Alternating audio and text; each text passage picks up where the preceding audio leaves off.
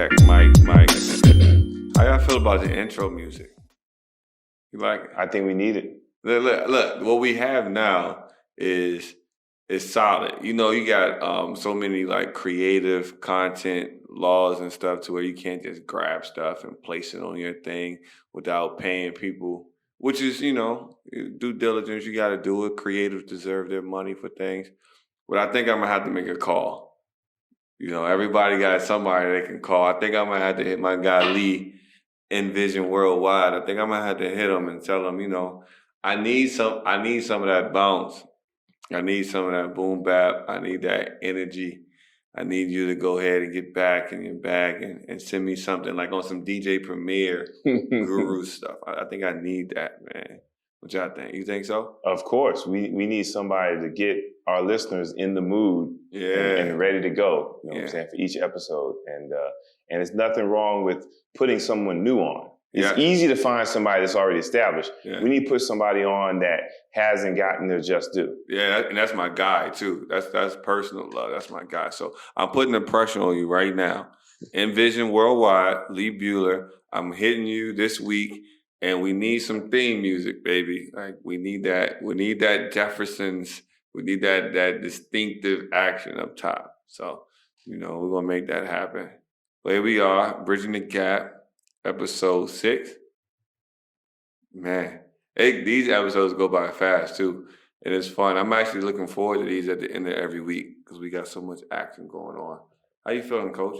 I'm great, man. It's a special time of the year for us, you know, even though it's Thanksgiving, we're away from home, but I got you here. We got Ethan here. Yeah. We got our own family across the pond that we're making it work together. Right. That's true. Happy holidays to everyone back home, too. By the time this come out, you guys will probably be throwing away your leftovers from Thanksgiving and getting ready for the Christmas Carol and the Mariah Carey, the holiday songs. But first and foremost, make sure you guys like, subscribe, follow us. You can find Bridging the Gap podcast on Instagram.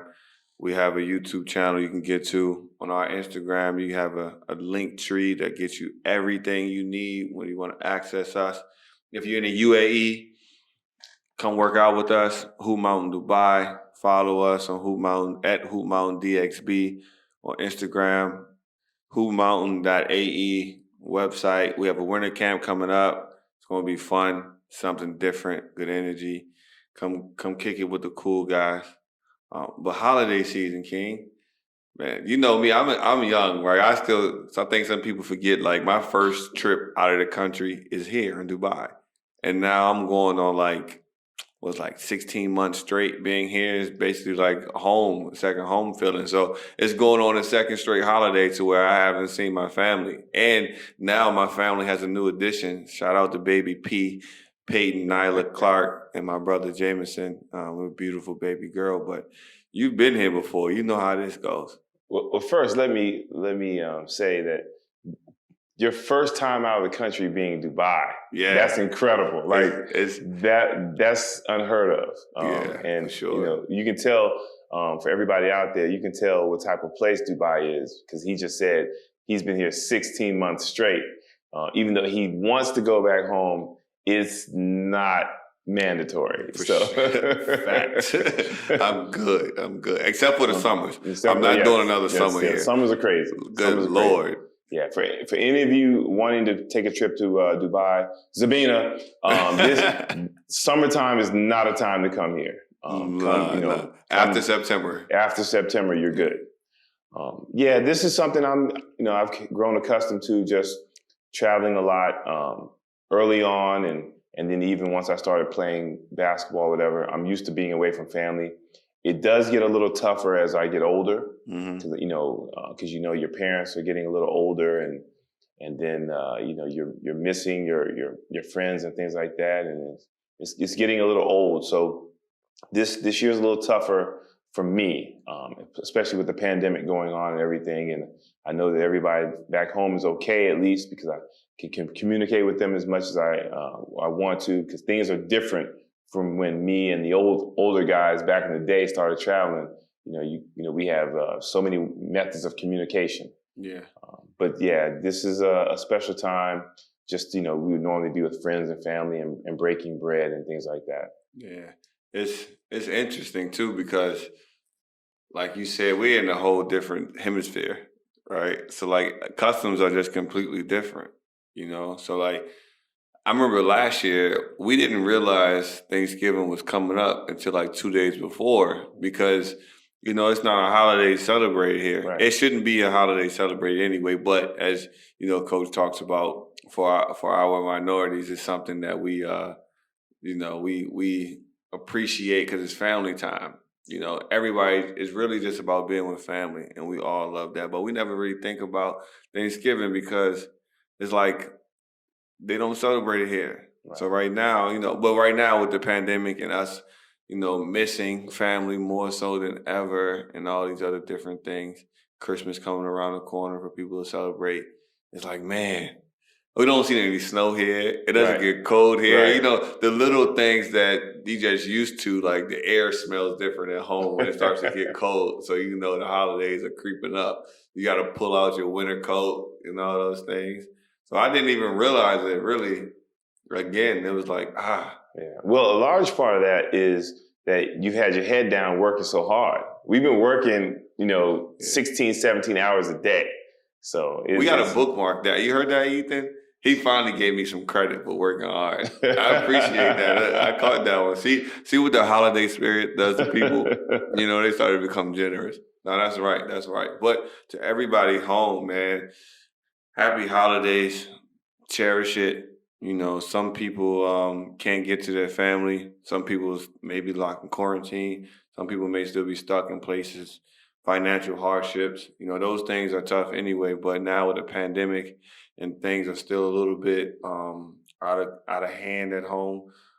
But just enjoy yourself. Be thankful for what you have. Things will get better. But happy holidays. Mom, I'm missing the mac and cheese. I'm the yams.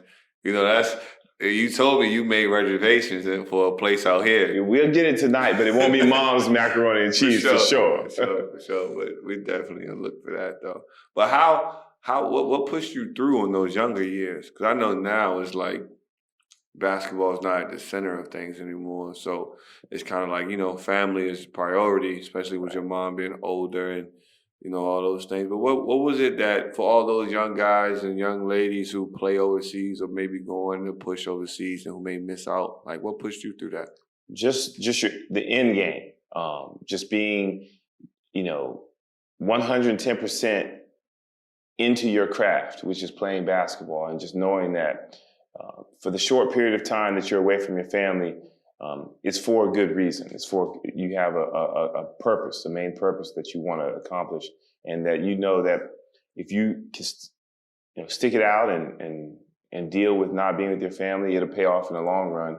And because you were basketball to the core, it's a part of your life. You wouldn't be where you were without basketball, and you wanted to make sure that you took care of it and you nourished it, and that it's a short period of time that you would be away from your family. If you do what you're supposed to do, you'll get more extended time with your family.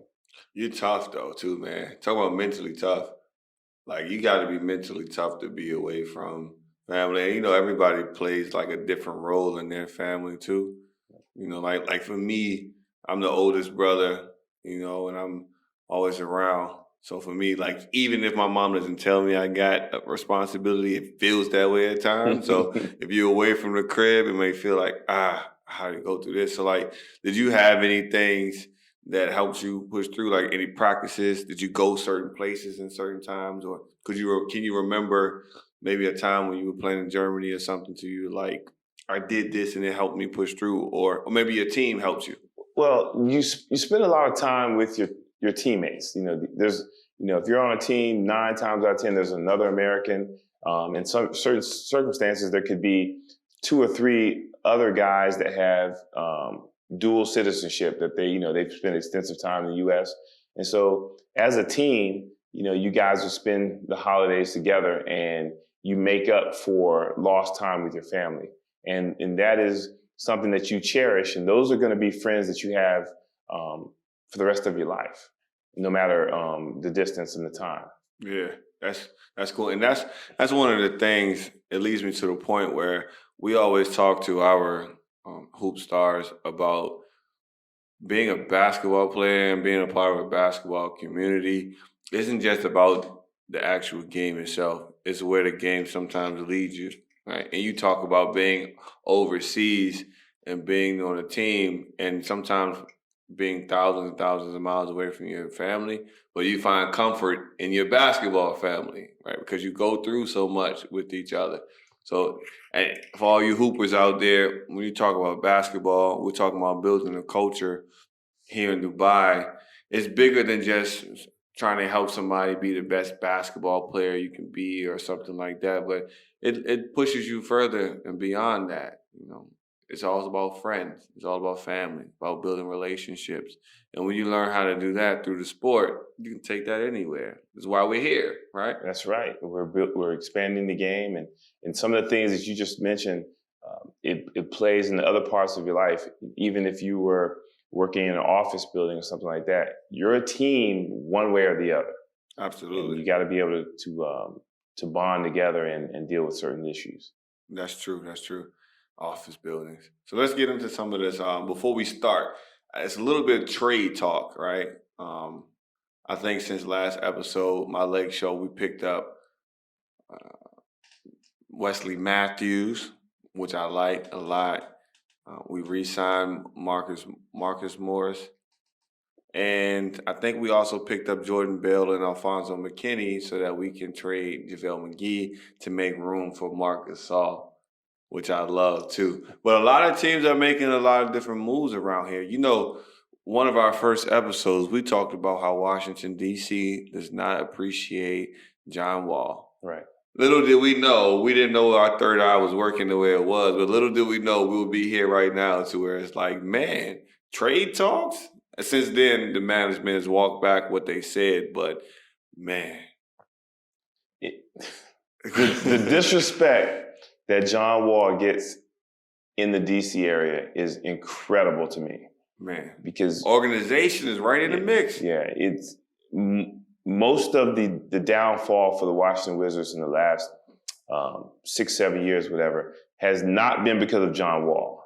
It's because lack of leadership from the top to the bottom of the organization. Absolutely. And people have to understand that he comes into a dysfunctional organization at the time because if I'm not mistaken, wasn't that the year that Gilbert Arenas had the issue with the guns? Gilbert had the straps in the locker room. Yeah, the straps in the locker room with Javaris Crittington.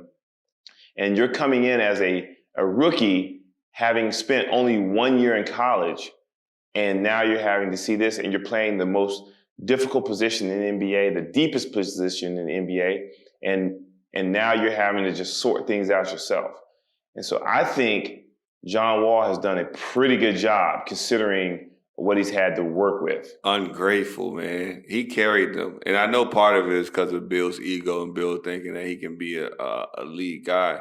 But Bradley, you had the room to grow and the opportunity to grow because all those flaws you had in your game early were covered because of the type of point guard John Wall was. John Wall was playing on 2 bad knees. Right. Just sacrificing his body. But, that's the way the league does it. No, we don't want to skip over that. We don't want to gloss over that. Yeah. For all of you out there that talk about John Wall not being the defender the elite defender that he once was, anytime you have 2 knee surgeries at the end of the season, that means you're a warrior. That means you're playing through 82 games of pain that you can't even describe. Different. So he needs respect for that. For real though. That's absolutely. But we also got the Pistons. The Pistons pick up Jeremy Grant. I don't know. The Pistons is that organization. I kind of put the Wizards there too, to where people just go there. That's the place. What's his name? Reggie Jackson. A con artist, man. Yeah, he went and got that bag and relaxed. But I hope Jeremy Grant has a successful term there and he gets to show his offensive game and all those things. But currently, the Detroit Pistons and Washington Wizards and a few other organizations as well. Those are places you go and you don't even unpack. You go Cleveland there. Cleveland too. Yeah, Cleveland, of course. you go there and you just take one bag, the essentials. Don't go buy any property, anything. You just rent and you do your job and you try to find your way out of there. For sure. No, they don't want to win. Absolutely. Now, there are two teams I want to talk about before we get into like our other topics. But first is Charlotte Hornets. Now, the last episode, I think I said that MJ made one of his best draft picks, picking up Melo, right? Then he goes and I don't know if it's MJ or if it's Mitch Kupchak. Because Mitch, I'm a Laker guy. Right. Mitch is the one who gave Luol Deng 70-something million or something to where we still got to pay him through that. Mitch gives out some crazy contracts. I don't know what's going on with Mitch or why he's doing those things, but he just gave Gordon Hayward 100+ mil. I think it's 120 million. 120 million. Gordon Hayward, all right, for 4 years? Something like that, yeah. 4 years, I believe. Okay, well, first, we need to check, how old is Mitch Kupchak? Man, I don't know. We need to check that just because, first of all, the Luol Deng thing that's crazy. That's just one, though. So they're still paying him. Yeah, we have to. We tried to get an exception, but the league rescinded it and said we still got to pay him through 2022. Mitch, you set us up. Yeah. Well, at least MJ is doing one thing. As a owner, as general management, he's staying consistent. He's screwing up. But I don't know if we should be giving MJ that credit because now that I'm looking at it, I think that Mitch Kupchak is the one in charge of this. I know MJ got to approve. Okay. I know MJ got to approve. He's not an owner that's going to be absent. He's going to be in on everything. 120 million. Yeah. Do you remember his bubble performance? I do. Did you remember that clip when he had that wide open layup on the right hand side and that thing went over the rim? Right. Like man, you gonna put him right there? This is, to me, is what it's saying is, man, you're gonna ask a lot from LaMelo. Right. LaMelo gonna do a lot, and you just had Devontae Graham have a great year. You paid Terry Rozier a hefty amount. You got a lot of young guys around. You got to get rid of Batum's contract, but man, Charlotte. The story will be told once the season gets started, and we see if things go south. Yeah, and we see who the blame is placed on. 120 million. You are the franchise guy. You know what they're gonna blame it on? Well, they're gonna blame it on LaMelo.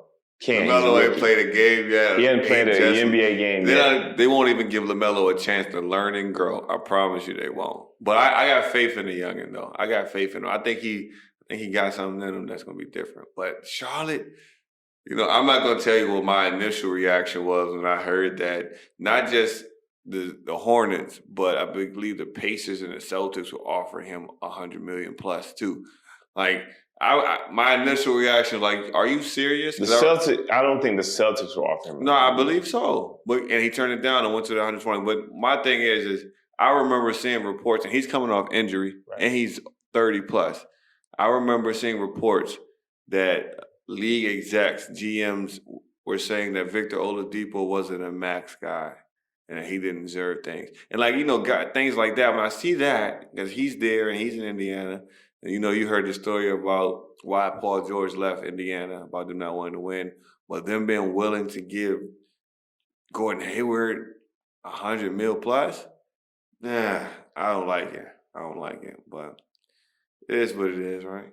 Well, there's a lot of people that are in decision-making positions in the NBA that aren't necessarily the best people for those positions. That's life, right? We've seen that numerous times over and over again. So Oladipo, go somewhere where you're appreciated. For sure, because you're a dog, man. That's life. Money will get you in places that you don't necessarily need to be in, but hey, you're there. But that puts me in a place now where we're going to talk about the Hawks. The Hawks have made big moves.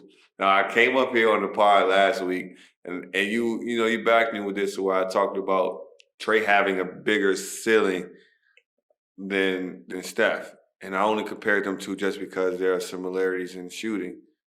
But now Trey has a squad around him. Trey has weapons.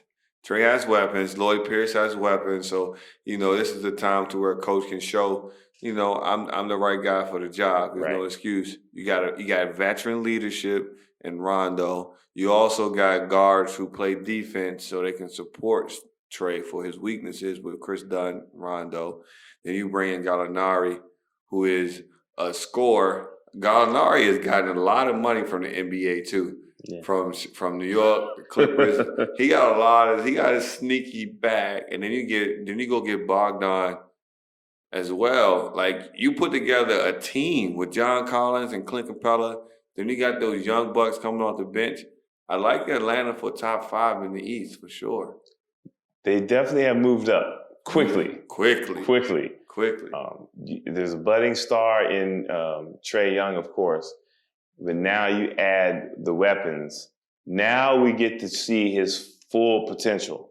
Now it's just not him scoring so much in terms of trying to keep them in the game. Now it's him scoring, managing the game, and things like that. So different. So now everybody that has a lot of questions about Trae Young, now we can see if he can answer them. Mm-hmm. Now we can hold him accountable. Before, you couldn't do that just because he needed to do whatever he needed to do to carry the team because they were so young. Yep.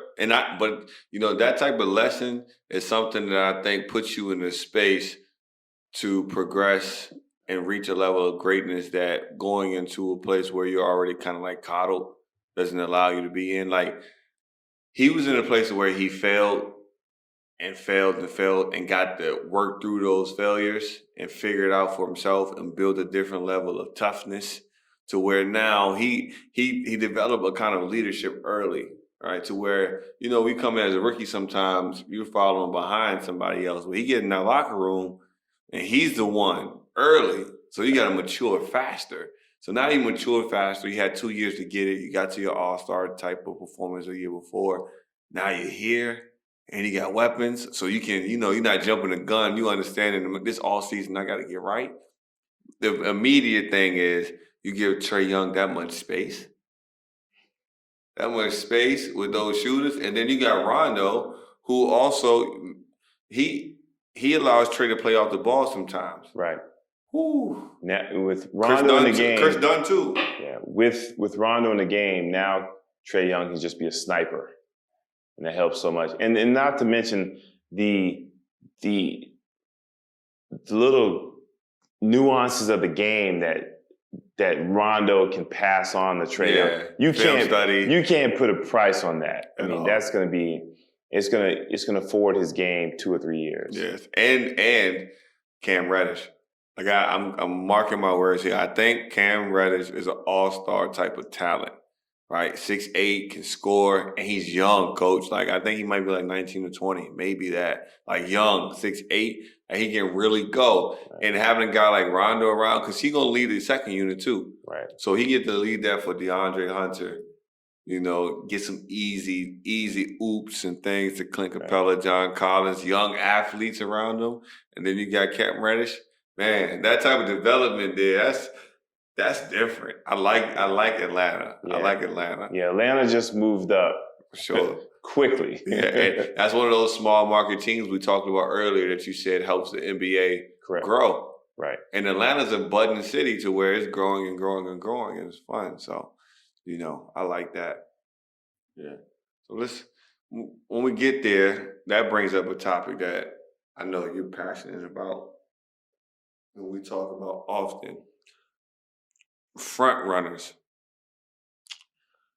I have my own definition for what front running is, but I'll let you give, an OG breakdown of what a front runner is. A front runner to me, and this is just my opinion for all you listeners out there. This is a podcast. This is everybody's personal opinion. You guys listen to ESPN. Those guys get paid millions of dollars, and they give you their personal opinion. You run with it. So you make your own distinction in terms of what you want to believe. Front runner to me is someone who is very, very boisterous and prideful, and how can I say, maybe a little arrogant in terms of their accomplishments, but they always have a mob. Mm-hmm. And I'm talking about coaching. Mm-hmm. You know, you're coaching and you got a strong mob every year, 1 through 10, and you're in a situation where the odds are in your favor to win. You're supposed to win 7, 8, 9 times out of 10. But what do you do when you have a down year and you don't have the talent that you're used to having? Mm-hmm. How do you respond then? Yeah. If you respond and you guys are competitive and everybody's respecting you guys, then okay, you have a right to stick out your chest.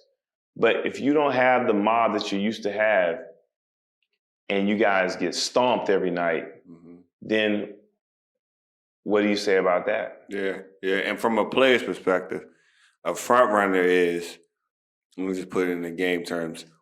We're playing, it's a full game, right? 4 quarters, you know, depending on what level you're playing, maybe 8 minutes a quarter, 10 minutes, 12 minutes. But your team up by 20 the first half, you talking trash, you beating your chest, you pointing to the bench, you hitting a shot, you giving me the J.R. Smith guitar, you're doing all that action, up 20 in the first half, fourth quarter, last 4 minutes, you only up by 2. Now you're sweating. You don't know what to do. You don't have the same energy you had when you were winning, right? You arguing with your teammates. You looking at coach not wanting to listen. You blaming it on somebody else. You turning the ball over, and then you end up losing the game. So for me, a player that's a front runner is somebody that only carries the same confidence when things are going good. Things feel good. I'm showing it off. I'm dunking. I'm pointing to the crowd. I'm blowing kisses to the cheerleaders. I'm doing all that stuff. But when I'm losing, energy different. My voice a little quieter, Right. you know? But like when we talk, that comes to play with training too, right, coach? Right. All right. Like if we gotta show me what you can do with a kid who never even had a basketball in his hand before or her hand before. Can you take that kid who's never played basketball before and over a certain period of time help that kid get better in one facet of the game? Or are you taking a kid that already has a foundation of basketball and you're just adding a piece on here and there? What is the difference there? You know, one, the person who's never played basketball before, you're taking that player and you're giving them a whole new experience and a whole new challenge, as opposed to someone who's already been involved in the game for multiple years and you're just adding on. Who are you really helping? Right, that's true. Like, man, I remember I was just talking to my uncle, Uncle Ro, last night, and I know I talk to you about this all the time, but I respect the game so much that I don't want to be called a coach yet or anything like that. I take it, but I take it with respect. Like I understand what that means to say that. So what that means for me is what I give, it got to be substantial, and I got to also work and study for that. So that means going through those growing pains and Right. figuring out how you're going to teach the game and all those other things, because it's different. You really got to learn how to teach the game when you're teaching a kid who doesn't get a chance to watch basketball often. Like in the States or even in certain parts of Europe, if you're a trainer or a coach, you're kind of spoiled to an extent because those kids, before they even met you, they had a basketball foundation. Whether they played or not, they had a little bit of a foundation because they watched. They watched March Madness. They watched some type of, basketball dialogue. Like it's going on. But when you have a kid who they don't even know that they like basketball, right? Like you gotta teach them, like this is how you dribble, this is why you do this is how you do that, and then you watch them grow. Like how do you sustain that? Like that's a whole nother dynamic. Right. Well, the first thing, if they don't have any background in basketball, you got to make their first experience a positive experience, a fun experience, and then from there, that player will want to further their development. And then that's when you can start to implement some type of system where they will start to gain confidence, a work ethic, before they can move on and develop their skill. Because if you don't have those things, you can't. It's just not going to work. Absolutely. And I will say this: you don't want to call yourself a coach, but you've been a coach most of your life. You just didn't know it yet. Yeah. Even from your first years at TC Williams, even though you were the youngest guy on the team, primarily on a state championship team with like 8, 9 seniors, you were a coach on the floor. 1, because you could fit into many different roles. 2, because you knew every detail of each role. 3, because you accepted those roles. Yeah. And 4, in a quiet manner, in your own way, you would help the older guys learn their roles in certain situations without having an ego about it. And so that helps you in terms of finishing out your high school career and being a leader and a top player. Yeah, so that's a heavy burden to carry. And you carry that on through your college years. And you're doing that now in terms of starting a business, running a business, and coaching and learning at the same time on the fly. So you're a coach. Yeah. Coaches out there, you're going to make mistakes. But the thing is, are they honest mistakes or are they fake mistakes? Fake mistakes are people just throwing things out there hoping that it sticks. Honest mistakes, teaching what you know. And if it doesn't work, you correct it and you move on and you grow yourself as a coach as well. Yeah. And that's real important too. And a part of that, to tie back into the front running things, is you got to carry that same mantra, that same facial expression, whether you up 20 or down 20, right? So those front runners we're talking about, when the going gets tough, you can see it on their face. I've been going through some things for a while, right? But you can never tell. You're not gonna look at me and be like, man, Yates going through it. That's not gonna happen. You're not gonna look at me. I might look at you funny, like, yo, you tripping. But if something involving me, no, you're not gonna see it on my face. I'm not talking about a poker face or anything else, like I'm trying to fake it. But I'm talking about whether I'm up 20 or I'm down 20. I'm celebrating the same way because I believe in something else, right? And the coaching is the same way, to where humbly, and I use the word humbly loosely too, because sometimes that gives an assumption that you want somebody to quiet down their confidence or their expertise. But you go about things in a way understanding that it can happen to you, right? Like you said, it could be a year when you have studs. It's 3 guys on your team that they roll out the bed, they're going to give you 20, 25. And the very next year, you have a brand new mob where nobody has any experience. But do you come into practice like, I don't know if you guys are going to do it. Maybe this, maybe that. Like, no, you can't do that. Right. No, carry that same energy. Right. But I'll say how, and I say this too because I know you've been there. You've been in a space to where, and you've been there on a pro level, high school level, prep school level, to where you had a mob, and then the next year you may have had a different, I don't say clientele, but a different tool box to reach from. But how did you approach that? Because I think some coaches too, I think we don't even realize how much guidance some people need. Like sometimes people don't just go seek it, but they need it and they need to hear it. But like, what was the difference between preparing for the year when you had 8 seniors who had been there and been through the fire, to the year where you had no seniors, 3 sophomores starting, 2 freshmen, 1 junior who came from JV, or even in the NBL when you were in Canada, to where you had different mob? What was your difference in approach?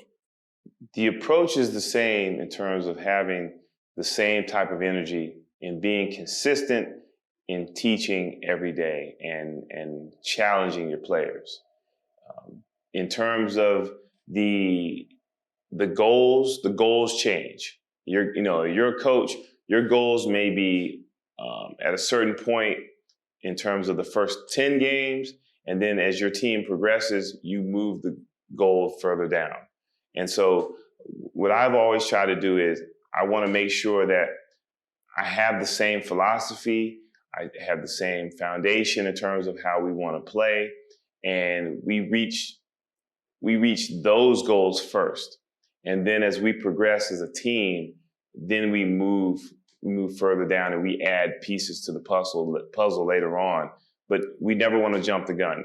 I don't care if I have 10 veteran players, 10 senior players, what have you, or 10 rookie players, 10 freshman players. I want to make sure that each year, a certain point of the year, we can do certain things. Yeah. And if we don't have a foundation, where are we going to start from?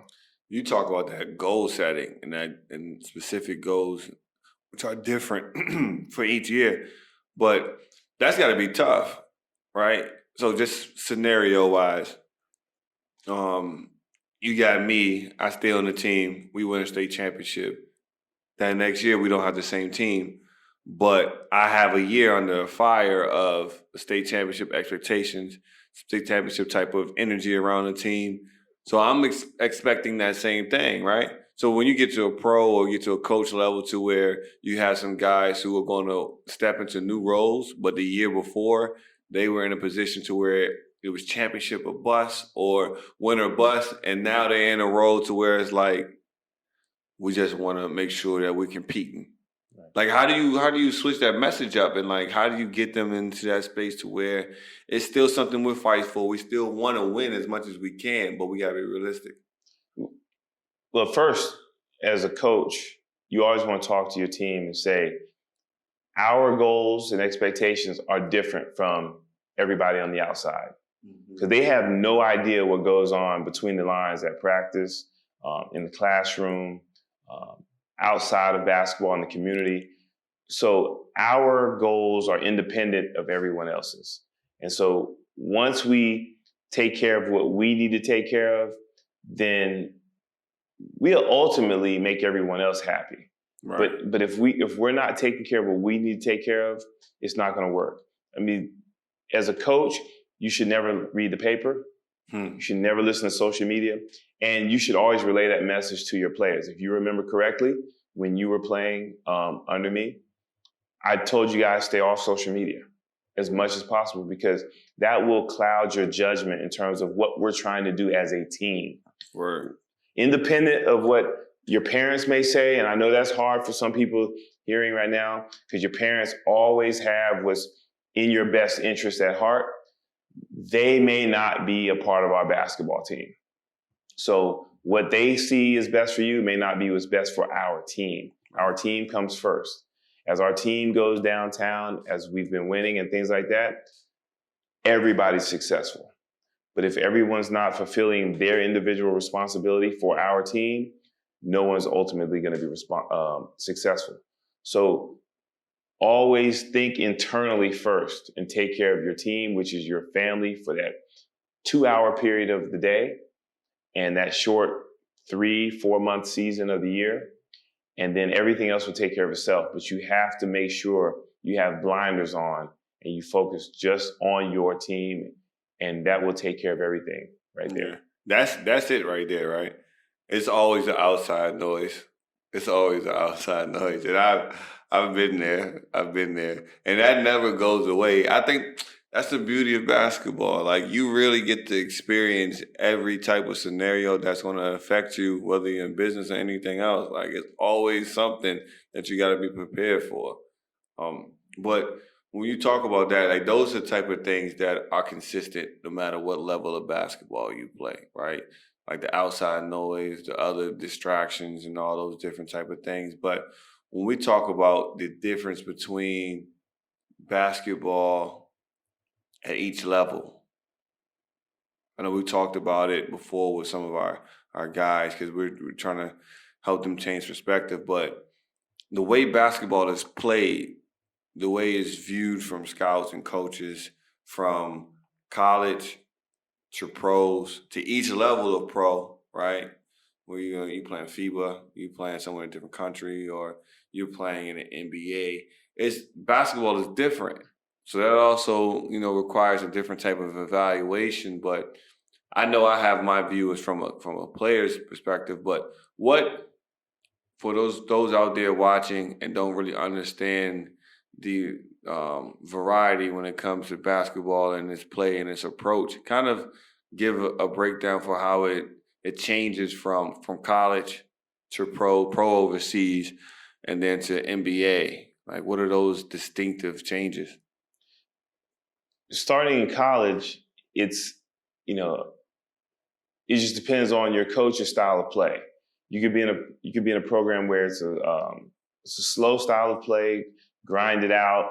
We're going to keep the game in the 50s, 60s, or it could be a situation where you're with a coach that loves to get up and down. Jerry Tarkanian, throwback to UNLV type days, where those guys are trying to score 90 to 100 points a game and just overwhelm you with talent, size, and tenacity.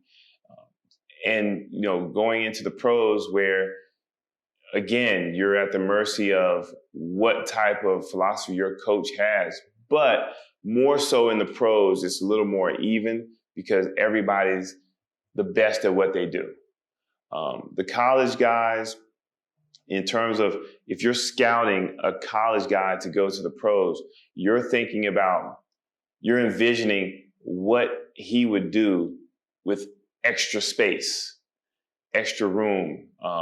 What do you mean, like extra space, extra room? Like, what's the difference? Why is there more space in pro than there is in college? Well, in college, a lot of teams play zone.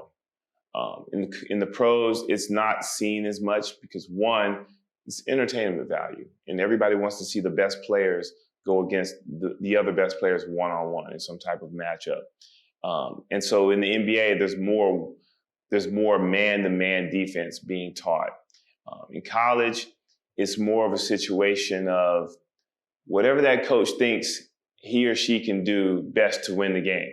And so if it's a zone, or if that's what they're used to teaching, they're going to teach zone. And so you're not necessarily beating your man, you're beating whoever's defending that space plus the help defense.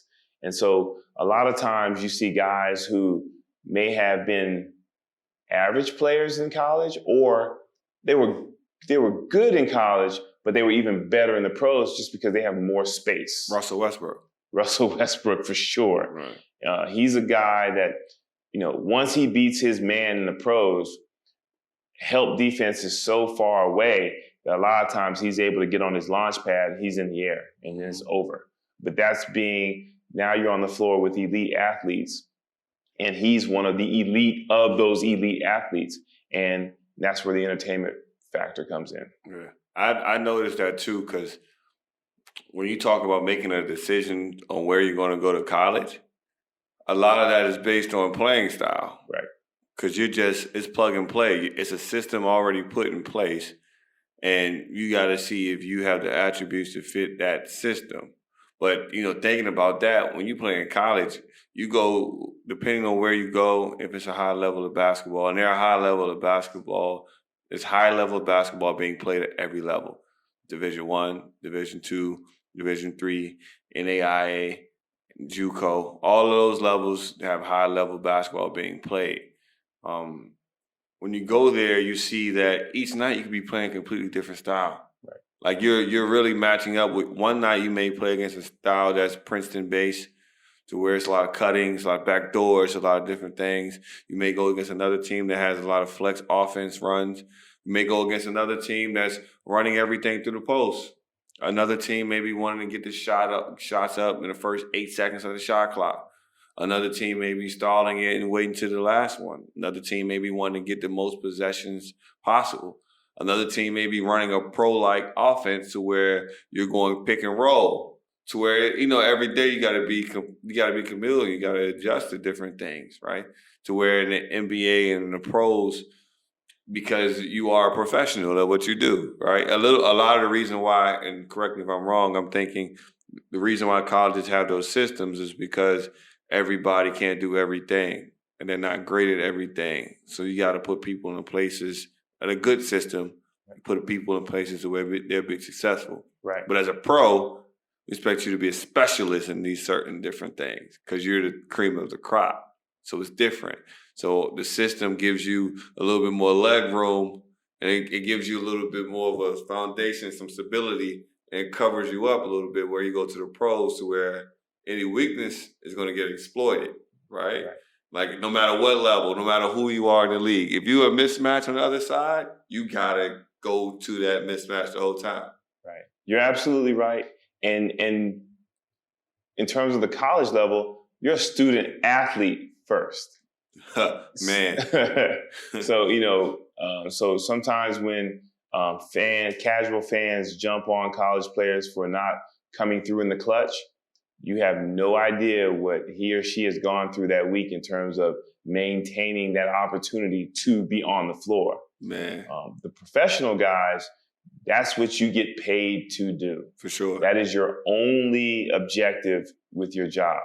And so that's why more so it's man to man, and you get paid on what you do. Yeah. And you know what's funny about that is here, we had a kid say that he was talking about he had exams, so he couldn't come to the gym and play.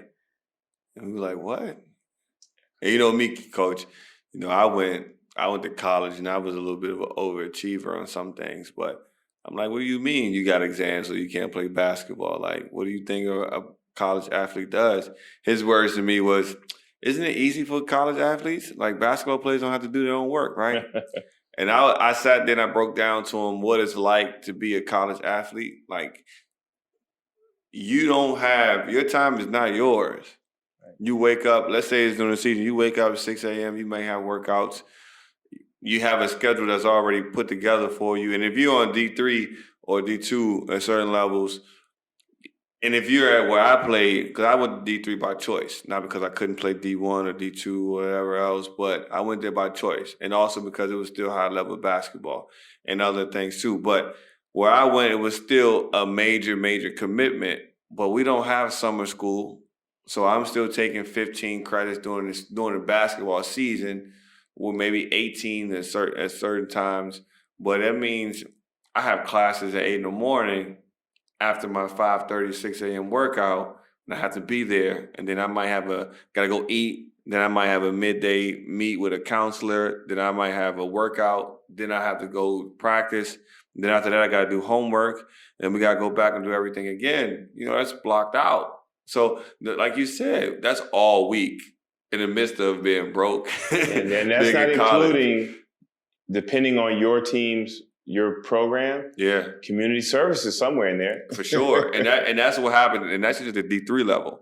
And I know my school is a little bit different, but even in some schools of Division I, it's even more responsibility because it's a scholarship that's free completely. Right. So it's tough. It's tough. But that's one of the big differences in college and pro basketball too, which is why, they need to let some kids go straight from high school to pro so they can just go focus on what they should be focusing on, because, man, college just gives you a bunch of distractions that, take away from your own corporate performance as well. Man. Yeah, there needs to be an immediate change to that rule. Mm-hmm. If you are deemed worthy to be drafted in the NBA because you are a special athletic talent, there's no point in you wasting 1 year in college. Yeah, a couple months at that, right? A couple months, yes. Yes, thanks for correcting me. You need to be allowed the opportunity to go directly to the NBA if you choose so. Yeah, that's big. But that also means that when you talk about, I think you can speak to this as a player. How did you know from college that you would be able to hold your own as a pro? Like, what were you seeing? Having the opportunity to practice every day with guys that were lottery picks. Whether you were successful or not in practice, you were able to gauge whether or not you could be on a roster somewhere in whatever part of the world. And what happens when someone consistently beats you up every day? Mm-hmm. You either fold and you quit, or you continue to work hard and get better. And so that's what I continue to do. And I was blessed with the opportunity to play with some great players at Temple that went on to the NBA. And I was blessed with the opportunity to play with some great international players at Coppin State in Baltimore. And so um, those opportunities allowed me the opportunity to go overseas myself and play 10 years and build the confidence that I needed that I could play with anybody.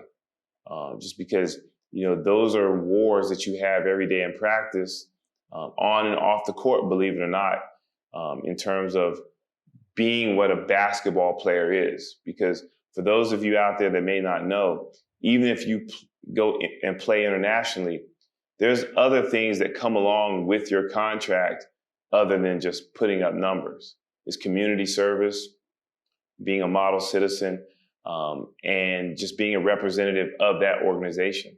So there's more involved in terms of just being a player. Right. And when I think of that too, I think about the perspective you had when you're watching the game. We talked to, like, my comment about, even our conversation about Chris Paul being the greatest point guard ever, only behind Magic Johnson. There's some backlash to that.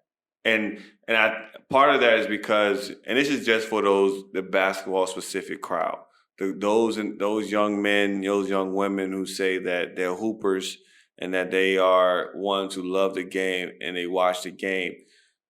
When you make that declaration that you're somebody that basketball is a part of who you are, and you watch it differently, you got to watch it differently. You can't watch it for these short clips. You can't take somebody's word for what they're saying from a social media post where there's no credibility. You can't just take what Skip is saying and run with it.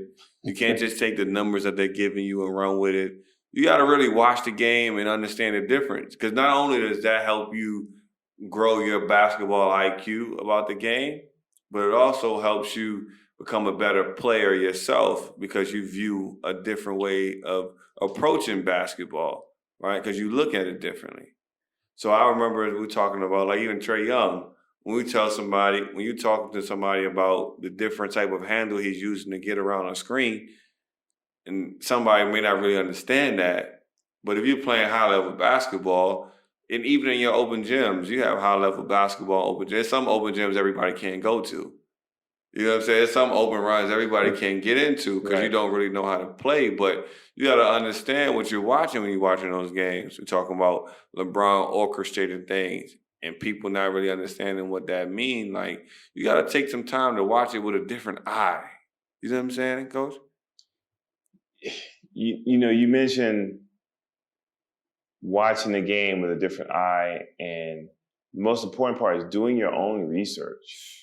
You can't get caught up in what we say just on a podcast. You can't get caught up in what someone says on ESPN or any other sports network. You have to do your own research, because you remember, it's everyone's personal opinion.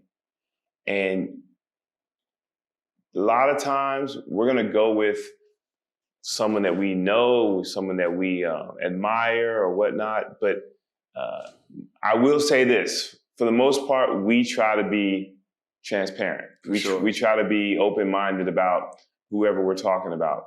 And in this particular situation, you want to be a basketball player and you say you truly love the game, you follow the game, you watch all types of players. Yeah. You don't just watch your favorite player and go with what is said or what you like about that particular player.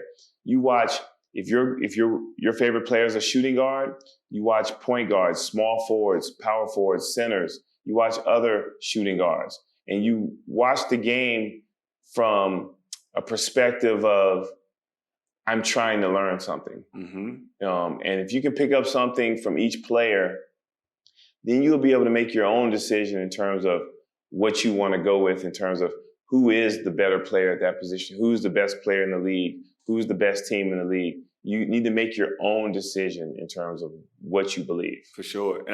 And I do give some of that responsibility and some of that backlash to the OGs.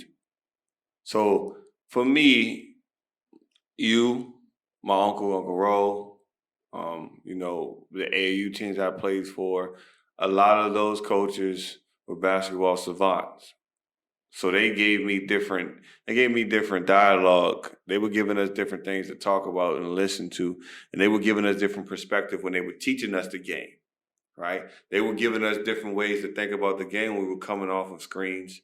We were understanding how to read each other, understand that when so-and-so is in a game as a point guard, when he's in the game and he's coming downhill off a screen, I need to have my hands ready because he's going to give it to me in the spot. Whether I know I'm open or not, it's coming, so I need to be ready. Or if somebody else did, I need to just go right to the rim and get there for an offense rebound.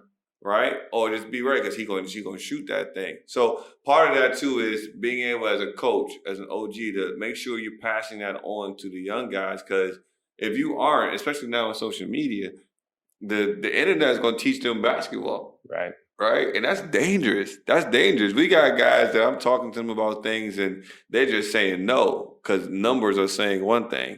But numbers are skewed. Numbers don't always tell the truth. Because let's say you get drafted into an organization like the Hawks or the Hornets, to where you have to shoot volume numbers.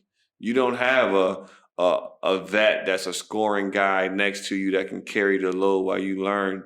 You don't have any of that. So you got to shoot a lot. So your percentages are going to be low. But your percentages don't tell the story about the player that you're going to be. But you can see that differently when you understand the game at a different eye, right? Right. And it doesn't even have to be having a vet that can score and carry the load while you develop.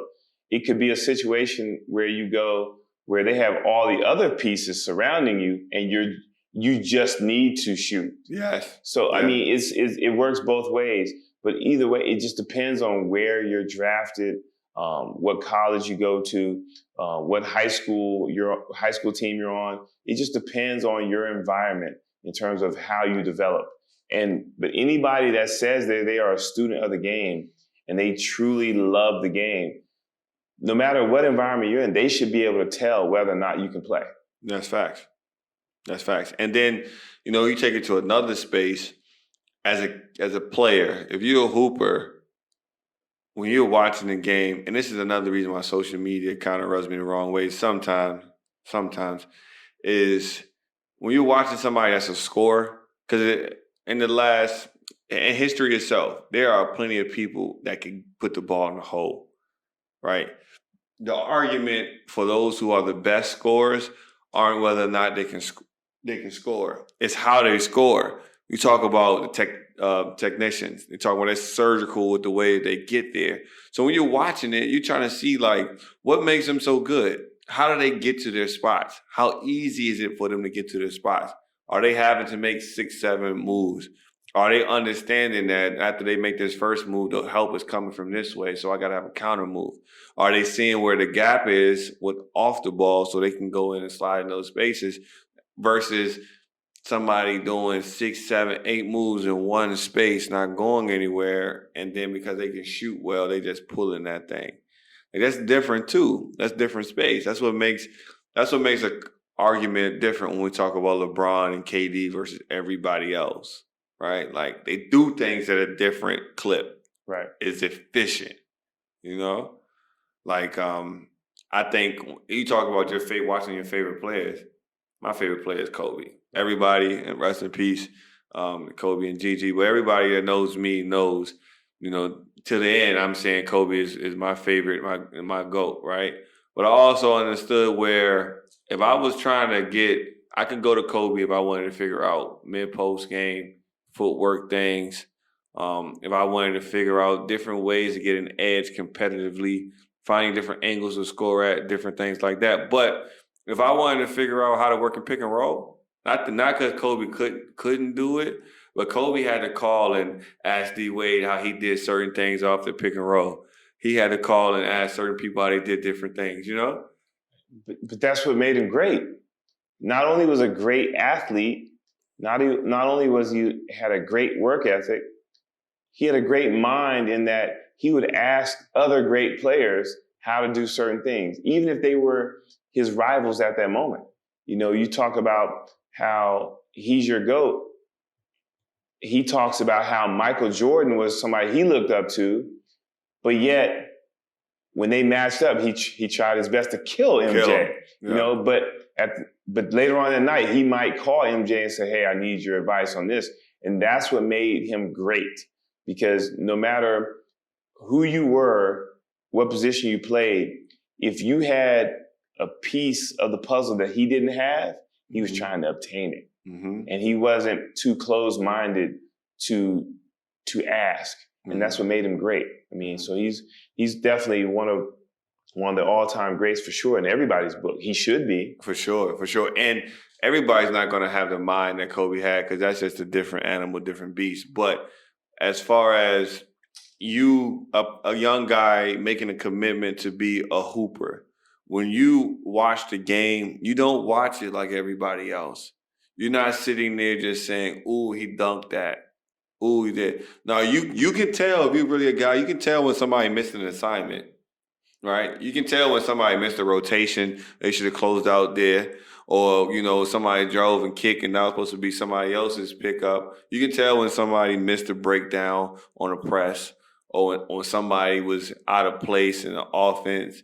That's the difference between somebody who's going to grow and somebody who's just going to be stagnant and not really understand. And if you're a hooper and you make that declaration, you got to be able to understand that.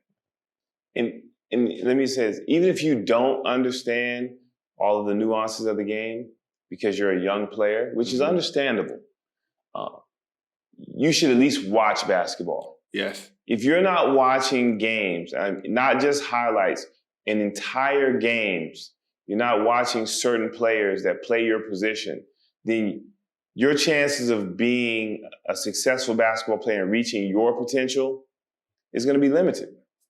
Absolutely. And it's important to make sure you do that because, man, first of all, basketball is entertaining. It's fun to watch, and it's going to grow and it's going to change, but you need to make sure that you're around that time too. So get those things together. But I think that'll be, because I'm hungry. I'm hungry. By the time this episode comes out, it'll be UAE National Day. So we want to say thank you to Sheikh. This is a great place to be, great leadership. It's a blessing. It'll be year 49 for them. So that's amazing. It's a great time to be here in this young, amazing country. But we're definitely about time for us to go ahead to some food. But again, let me just reiterate. If you're a hooper, watch the game with a different eye. Don't just sit there looking for a highlight or crossover. Watch the game to really understand it. And if you're a young guy, just a young girl too, because we have some young ladies who are hoop stars who are showing interest. And as I said, I send Diana Taurasi film, Sue Bird, Candace Parker. We just had a young lady who came to me and said, I found out about Candace Parker. And she threw in a little curveball and said she watched Chelsea Gray too. Oh, wow. So I was like, okay, so now you're really watching. So, everybody just watch. And that's how you start to build questions. And that curiosity is what pushes you forward because it's there. But as I said, Coach and I are going to get ready to go get some food. I don't know what the menu is looking like. But it's 9:26 a.m. at home. So man, they're early, right? Up. We time stamping everything. But by the time this drops next, you guys would have been past Thanksgiving and everything. But it'll be the holidays here as well.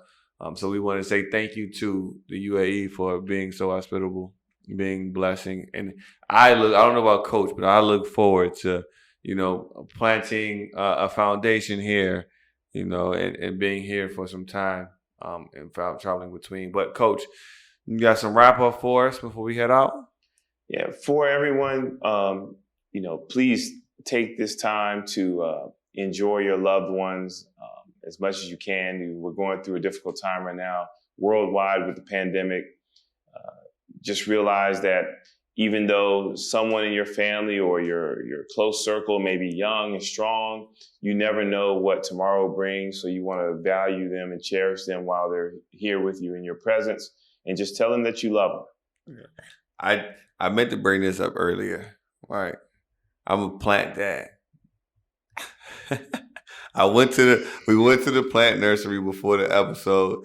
And it's one of those things, I got to bring this up because I'm proud of myself, man. I'm proud of myself. But Cause as you get older, I didn't think I would be here at this point. So I gotta highlight it. Like I got plants. I went and I remember my Aunt Lisa. My Aunt Lisa was always telling me in grad school, you need to put something in your apartment. Like you put a plant in there, some signs of life. And I used to always tell her, I'm not doing that because I'm ready to leave at any moment. I don't want anything on the wall. I don't want any plant because when I leave this place, I'm gone. I don't want to have nothing to look back to. But I'm here now. I appreciate where I'm at. So I bought two snake plants, an aloe vera plant, and another plant I can't pronounce, but it looks good in my bedroom. So I'm looking forward to taking care of those. You know what I'm saying? I got my everything that they need. I got to get a plant stand. And I gotta get a new pot, but I'm feeling good. I'm feeling good. I'm happy about that too. Your face is looking crazy over there, man. Ethan, just make sure you timestamp this, and we want to talk about this probably maybe 2 or 3 episodes down the road, because those plants that he just bought today are probably going to be dead by then. So we're going to talk about what type of plant dad he really is. Yo, man, I'm here. It's a lot of love. I'm about to go back and we're going to play some Marvin Gaye and some Jeffrey Osborne for him while I plant it. We're going to get it right, man. That's love. But I think for me, first of all, shout out to mom, my bro, Jameson, mom, Linda, grandma. Love you guys. Happy holidays to everyone. And I think just be present. I don't have anything extra profound to say. Just be present. Just enjoy your time. There's time for everything. Be present, and it's just appreciate where we're going with those things. So for us, that's the episode today. We'll have, and we almost missed it. Hold on, let me do this. We did have our basketball match last week, and again, I was victorious. But I'll give them some slack this week because we had a lot, thankful for this, we had a lot more people in the gym this time around, which is a beautiful sign. But still, no matter who comes and who goes, I am going to be the one victorious. It was a tough week, though. It was a tough one. But we got something coming up Saturday, so we'll give you another update. Thank you guys for tuning in. Check in with us on YouTube, on Instagram at Bridgin the Gap _. Our link is in the bio to all of the platforms we're available on. UAE, check us out. Hoopmountain.ae, Hoopmountain.DXB on Instagram. We're available. To everyone, happy holidays. Take care. See you soon. Bye.